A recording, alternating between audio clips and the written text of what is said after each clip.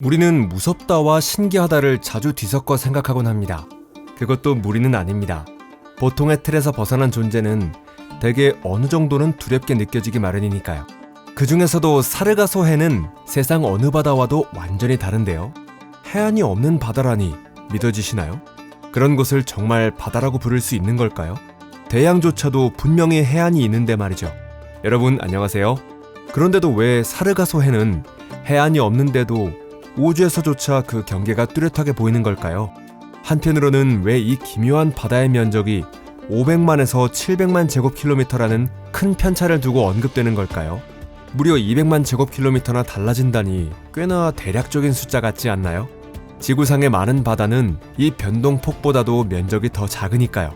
예를 들어 흑해는 약 43만 6천 제곱킬로미터, 발트해는 약 37만 7천 제곱킬로미터밖에 되지 않습니다. 그리고 왜 사르가소해라는 이름이 나오면 미신을 믿는 선원들이 몰래 가슴에 십자가를 긋는 걸까요? 토픽에 오신 것을 환영합니다. 이 영상을 끝까지 보시면 15분도 채 걸리지 않아 모든 걸 이해하게 되실 거예요. 그럼 시작해보겠습니다.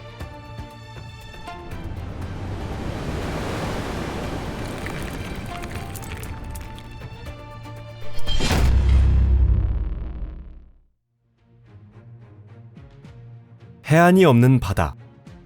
그래도 결국 사르가소해에는 해안이 존재합니다. 다만 그것은 대륙이나 섬처럼 우리가 떠올리는 육지가 아닌데요. 사르가소해의 경우에는 해안보다는 경계라고 부르는 편이 더 정확합니다.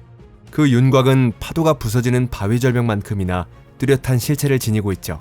사르가소해에서는 파도가 해류에 부딪히고 그 해류가 강력하면서도 끊기지 않는 고리를 만들어 물이 바깥으로 빠져나가지 못하게 합니다. 서쪽은 따뜻하고 강한 멕시코만류, 남쪽은 북적도 해류, 동쪽은 카나리아 해류, 북쪽은 북대서양 해류에 둘러싸여 있습니다. 이렇게 해서 주변 대서양과는 달리 녹갈색을 띤 뚜렷한 형태의 수역이 만들어지는 것이죠.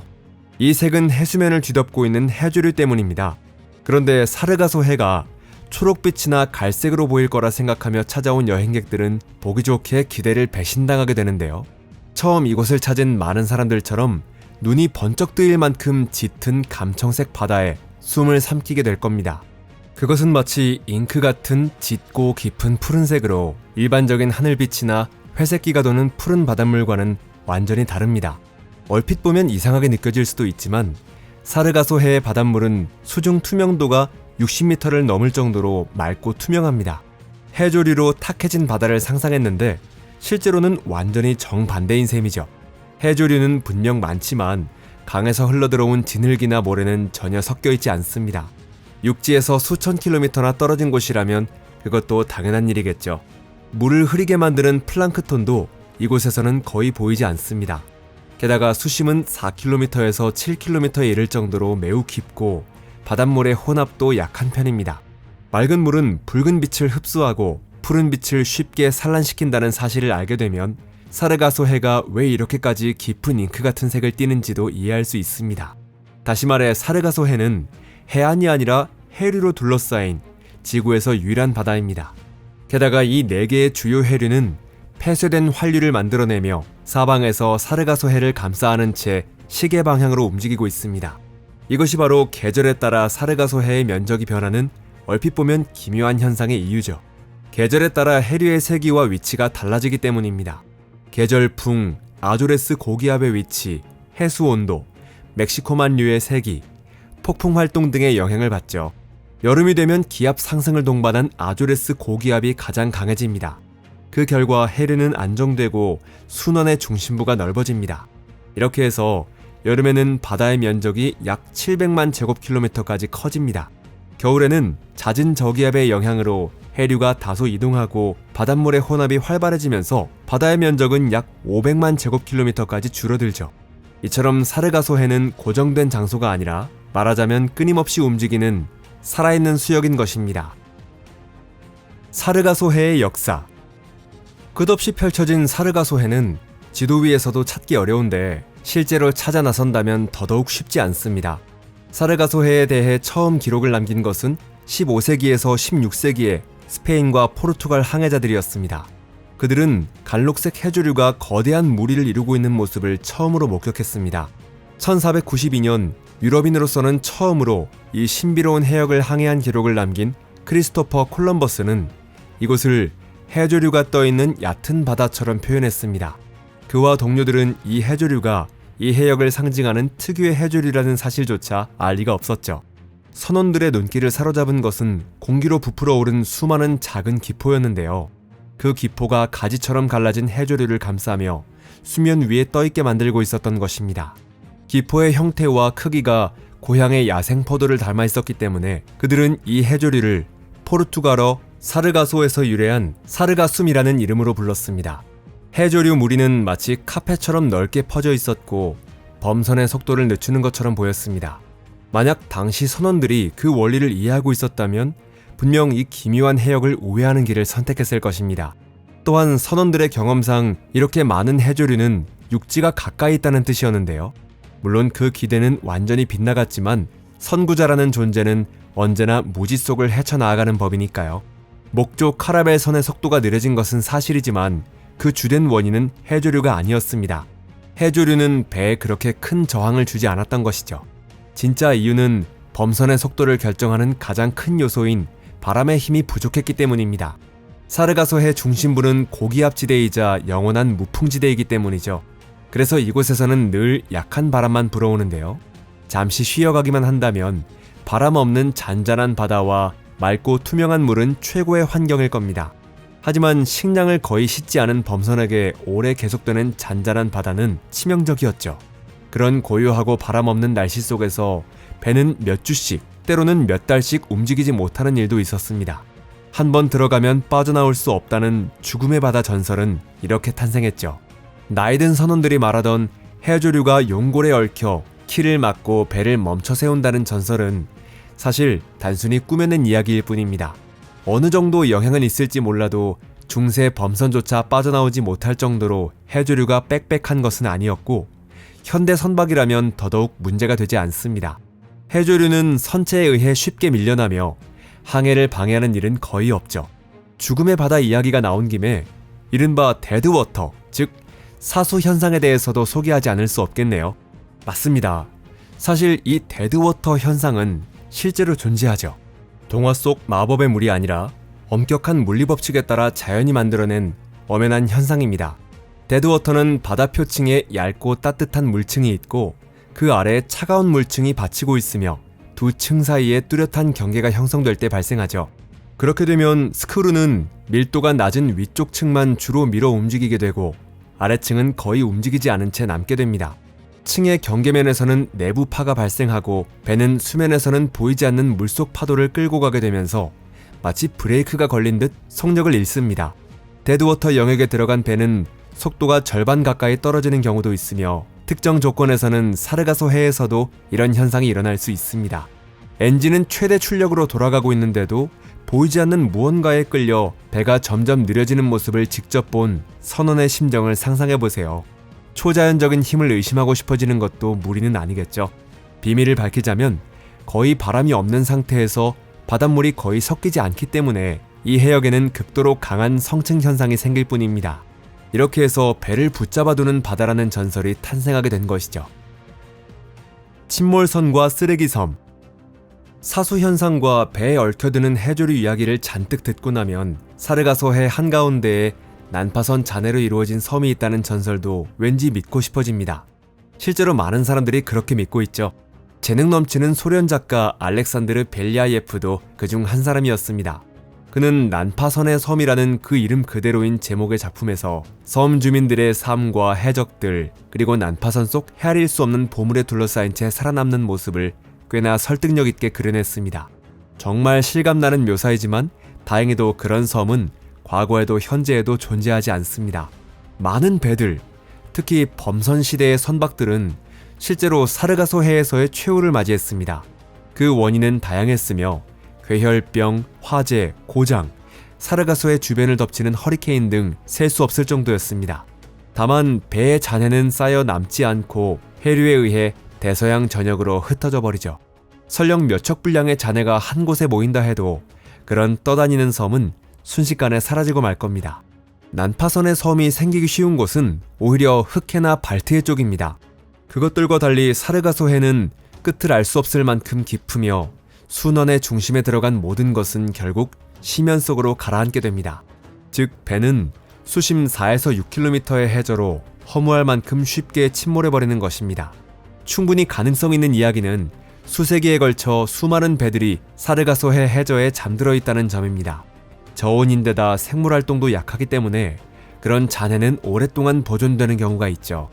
하지만 그렇게 깊은 곳에 어떻게 도달할 수 있을까요? 거대한 쓰레기 덩어리에 대한 이야기는 그 규모가 상당히 과장되어 있는데요. 그렇다고 해도 사르가소 해가 북대서양의 거대한 쓰레기 소용돌이에 포함되어 있는 것은 사실이며 해류는 플라스틱, 어망, 페트병, 미세 플라스틱 같은 인류 문명의 폐기물을 이곳으로 실어나르고 있습니다.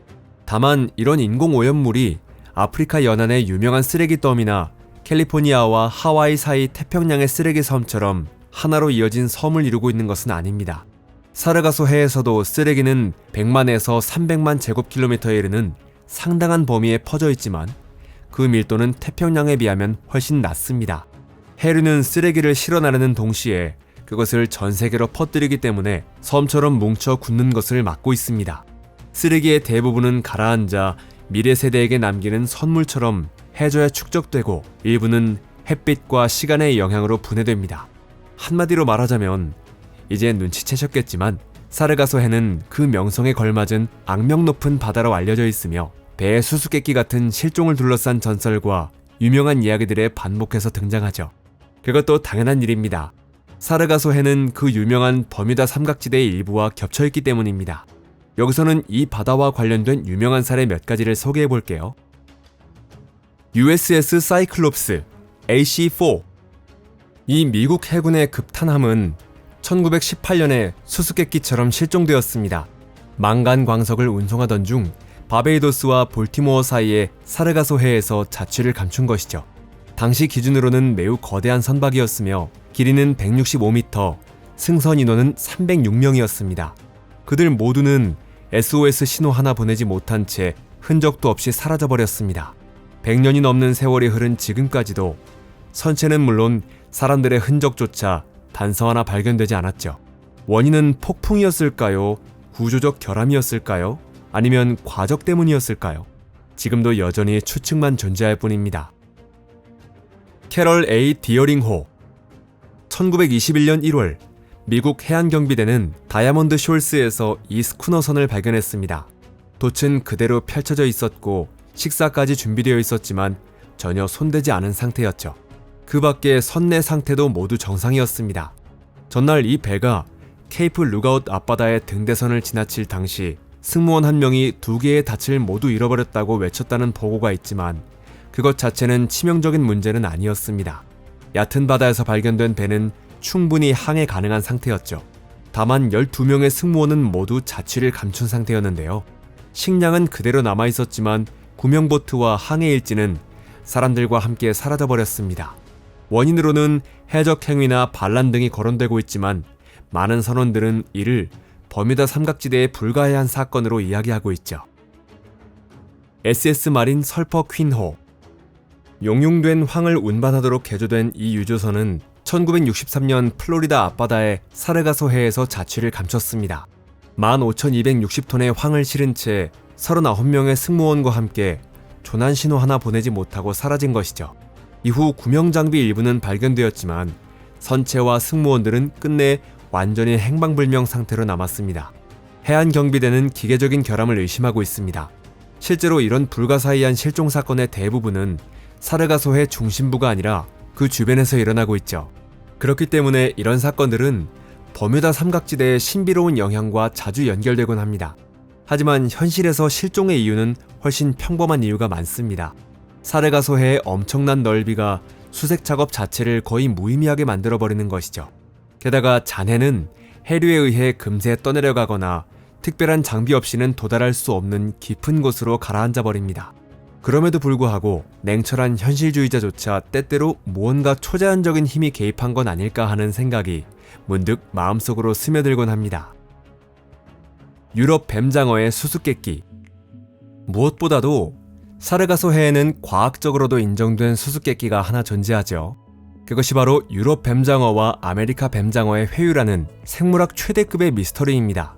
뱀을 닮은 이 민물고기는 유럽과 북아메리카의 강에서 여러 해 동안 조용히 살아갑니다.